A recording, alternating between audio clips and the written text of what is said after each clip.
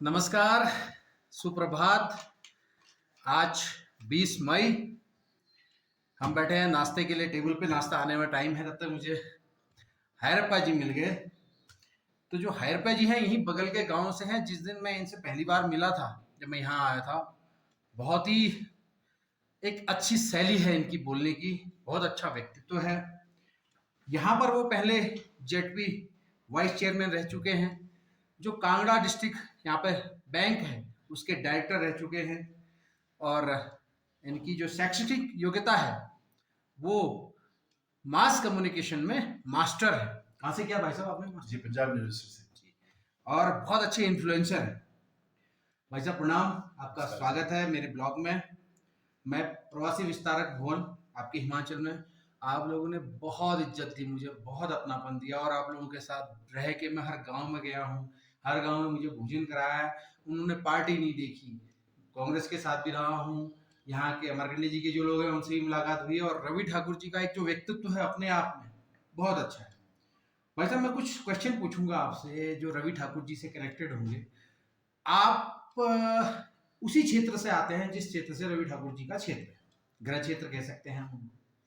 तो मुझे ये बताइए कि रवि ठाकुर जी ने मोदी जी से इन्फ्लुएंस हो गए, मतलब एक आदमी एक व्यक्तित्व से कभी भी इन्फ्लुएंस हो सकता है। हम इन्फ्लुएंस, मैं 2001 से मोदी जी को स्टडी कर रहा हूँ। मैं गुजरात जाके आया हूँ, गांव में घूम के आया हूँ, गुजरात की सड़कों का, ट्रांसपोर्टेशन का, रिवर का, मैंने हर चीज स्टडी किया 2011-12 में। मैं तो वहां रहने के लिए भी जाने वाला था, लेकिन कोरोना पीरियड की वजह से ऐसी सर्कमस्टेंसेस बन गई कि मैं नहीं जा पाया। तो आप कैसे देखते हैं रवि जी ने जो क्रॉस वोटिंग की, उससे आपके क्षेत्र को क्या लाभ होने वाला है? और रवि जी का इन्फ्लुएंस मुझे बहुत अच्छा लगा कि उन्होंने देश हित में काम किया। आप कैसे देखते हैं? जी, मेरा नाम रिग्जन सपेल हैरपा है और मैं मूलतः लाहौल स्पीति के एक क्वारिंग नामक एक छोटा सा गांव है, उस गांव से मैं बिलोंग करता हूं। तो आपने अपने ब्लॉग में मुझे दो शब्द कहने का मौका दिया, इसके लिए मैं आपका भुवन जी का बहुत ही धन्यवादी हूँ। जैसा कि आपने कहा कि रवि जी ने जो क्रॉस वोटिंग किया उसको आप किस तरह से देखते हैं? मेरा ये मानना है कि रवि ठाकुर जी ने ये जो वोट किया है, अपनी कैरियर की 4 साल की तिलांजलि देकर उन्होंने भारतीय जनता पार्टी का जो कैंडिडेट था उनके पक्ष में, हर्ष महाजन जी के पक्ष में वोट करके एक तरह से देश हित के लिए काम किया है। वो कैसे? क्योंकि भारतीय जनता पार्टी की राज्यसभा में पूरी मेजॉरिटी नहीं है, जिस कारण से मतलब ये सीट एक अहम रोल निभाना था। तो अगर हमारी उसमें संख्या पूरी होती है तो इस देश में, क्योंकि मोदी जी की सरकार तीसरी बार बनी है, वो तो निश्चित है, इसमें तो कोई सवाल उठता नहीं है। तो उनका तीसरा कार्यकाल निसंदेह आना है 4 जून के बाद। तो उसके बाद जो बहुत सारे देश हित के लिए बड़े कार्य होने हैं जो केवल मोदी जी ही कर सकते हैं, जिसमें one nation one election, population control bill, इस तरह के कई बिल पेंडिंग है जो बहुत देश हित के लिए है, जो कोई भी सरकारें अब तक नहीं कर पाई, केवल मोदी सरकार ही कर पाएगी, ऐसा पूरे भारतवर्ष का मानना है।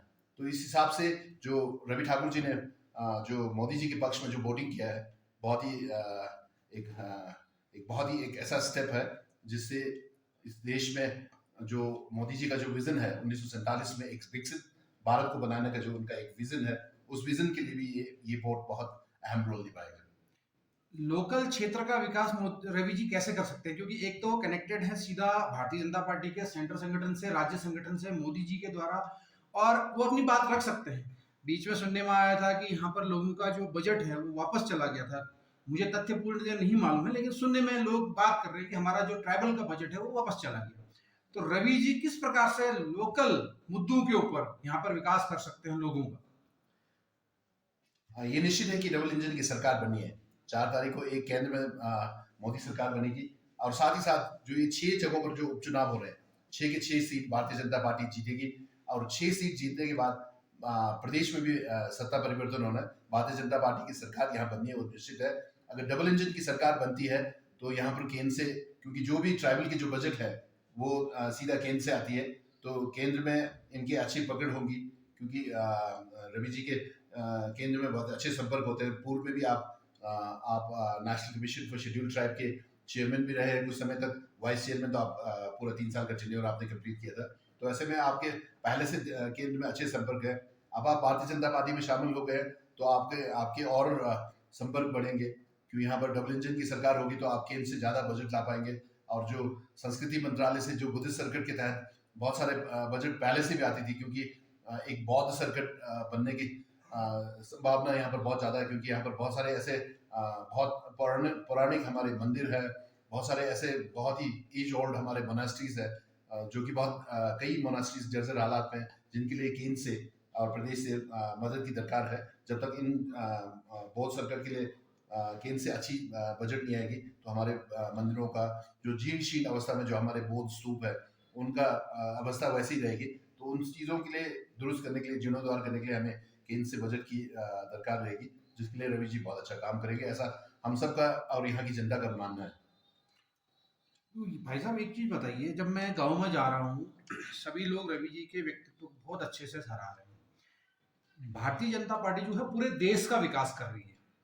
मैं थोड़ा सा यहाँ पे अपसेट रहता हूँ कि लोग जो है अपने भविष्य को क्यों नहीं समझना चाहते किसी व्यक्ति विशेष के साथ, या ऐसी पार्टी जो हमारी कांग्रेस पार्टी है, जिसने इस क्षेत्र का, मैं जब देख रहा हूँ जब से अटल टनल बनी है और ये जब आपकी लाइन डबल लाइन बनी है, मेरे गांव में अभी डबल लाइन नहीं है। मैं जानता हूँ मेरा कितना नुकसान होता है। अभी भारतीय जनता पार्टी के जो हमारे बहुत वरिष्ठ नेता हैं गडकरी जी ने हमारे यहाँ ऑल वेदर रोड दी है। जो सफर हम लोग 8 घंटे का करते थे, वो सफर हमारे लिए अब 4.5-5 घंटे का हो गया है, और वो रोड अब बंद नहीं होती है। तो हमें उसका कितना बेनिफिट हुआ है, उससे पलायन रुका है हमारे क्षेत्र में, रोजगार की वृद्धि हुई है, लोगों ने अलग अलग कार्य किए हैं। फिर भी हम जो कुछ लोग यहाँ पे ऐसे हैं जो चाहते हैं कि कांग्रेस की सरकार आए, कांग्रेस का एमएलए जीते, लेकिन उनके पास ना विजन है, ना उनके पास पैसा है, ना उनके पास पावर रहेगी, तो कैसे वो क्षेत्र का विकास करेंगे? भारतीय जनता पार्टी कहो या भारतीय जनता पार्टी नीति जो सरकारें रही है पूर्व में, उनका लाहौल स्पीति के योगदान लाहौल स्पीति की जनता कभी नहीं भूल सकती है। उसका पहला एग्जाम्पल हमारा अटल टनल है, जिस कारण से हम लोग भी राष्ट्र की मुख्य धारा से जुड़ गए। अन्यथा ये जगह पूरा 6 माह के लिए पूरा लैंडलॉक हो जाता था, हमें यहाँ से निकलना भी मुश्किल होता था। हमारे बच्चों को पढ़ने के लिए, शिक्षा ग्रहण करने के लिए देश के अन्य जगहों पर जाना होता था, या कोई बीमार हो जाए, या ऐसा मूवमेंट था नहीं। 6 मंथ्स के लिए केवल हेलीकॉप्टर पर हमारी आश्रय रहती थी, वो भी मौसम पर निर्भर करता था। कभी मौसम साफ हो गया तो आ गया, मौसम नहीं साफ होने पर वो मौसम आ भी नहीं पाती थी, आती आ भी नहीं पाती थी। तो ऐसे में जब से अटल टनल बना, हमारा लाइफ हमारा मूवमेंट जो है बहुत इजी हो गया। तो इसलिए हम लोग ये कह सकते हैं कि हम भी एक मेन स्ट्रीम वर्ल्ड से जुड़ गए हैं। और रही बात यहाँ पर कांग्रेस के जो केंद्रीय के बारे में, जैसा आपने पूछा, कांग्रेस इस समय लाहौल स्पीति में लीडरलेस हो गई है। इनके पास कोई नेतृत्व नहीं है, कोई नेता नहीं है, क्योंकि इनके नेता तो हमारे साथ भारतीय जनता पार्टी में आ गए, तो ये बिल्कुल लीडरलेस हो गई है। तो इनको किसी ना किसी को तो टिकट देना था, तो इन्होंने अनुराधा जी को टिकट दिया। अनुराधा जी को ये लोग, हमारा ये मानना है, हमारे भारतीय जनता पार्टी के सभी कार्यकर्ताओं का, नेताओं का ये मानना है, और लोगों का भी ये मानना है कि ये 2027 के लिए उनको तैयार किया जा रहा है। तो इस बार तो हमारा मुकाबला किसी से नहीं है, क्योंकि वो तो एक ऐसी बिल्कुल नई कैंडिडेट है। तो वो बिल्कुल आप देख पा रहे होंगे, बिल्कुल लीडरलेस हो गया कांग्रेस जिला लाहौल स्पीति में। तो ऐसे में अनुराधा जी को 2027 के लिए तैयार किया जा रहा है। इस बार हमारे कैंडिडेट ने रवि ठाकुर जी ने जीतना है, वो बिल्कुल निश्चित है, क्योंकि एक बहुत ही सरल व्यक्तित्व के आदमी, बहुत ही बेहद शरीफ और बहुत ही सादगी भरा उनका जीवन है। इसकी तारीफ पूरे गांव में, पूरे लाहौल स्पीति के कोने में, स्पीति में, उदयपुर उपमंडल में हर जगह की जाती है। अब की बार मोदी सरकार फिर से 400 पार, ये नारा तो हम जीत ही रहे हैं। मैं क्षेत्र में घूम के देख रहा हूँ कि यहाँ के लोगों ने मन बना लिया है कि 2 सरकारें एक साथ बनाएंगे। एक बूथ में जिस दिन मतदान होगा उस दिन जाकर वो कमल के 2 बटन दबाएंगे और 2 फूल खिलाएंगे, जिसकी वजह से एक तो राज्य में हमारी भाजपा की सरकार बनेगी, और एक सेंटर में हमारी भाजपा की सरकार जो मोदी जी के नेतृत्व में बनेगी। बहुत बहुत धन्यवाद भाई साहब, आपसे जान के, आपके विचार जान के बहुत अच्छा लगा, क्योंकि आप लोकल क्षेत्र के हैं, लोकल क्षेत्र में आपका एक जान पहचान है, लोगों के बीच में आपका जाना जाना है। इसी तरह से हम मिलते रहेंगे बहुत सारे लोगों से, जो यहाँ के लोग हैं वो क्या सोचते हैं, कैसे सोचते हैं। मैं भुवन, प्रवासी विस्तारक, उत्तराखंड से। जय हिंद, जय भारत, जय हिमाचल और जय उत्तराखंड। भारत माता की जय।